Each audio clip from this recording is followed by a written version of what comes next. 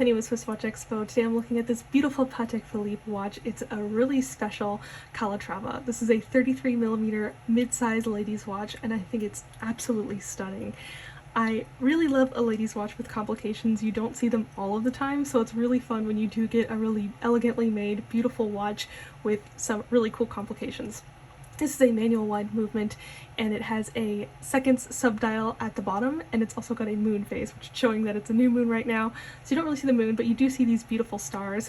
I love a moon phase complication. I think it's a really interesting one. I think it's just a really nice thing to have on a watch because it adds a lot of elegance and beauty and kind of elements of nature to a watch, which I really, really love. This watch, aside from having some really cool complications, it has a beautiful silver dial with Arabic hour markers, really beautifully laid out, and I think that the font on the hour markers is really elegant as well. It's got a factory Patek Philippe diamond bezel, which adds a lot of really elegant sparkles to this watch, and I love the yellow gold, which is a really soft yellow gold. I think it looks so beautiful paired with this really light leather strap. I think that all around this watch is a very kind of lighter watch to wear if you wear a lot of kind of creamier colors or more yellow gold. This would be right up your alley.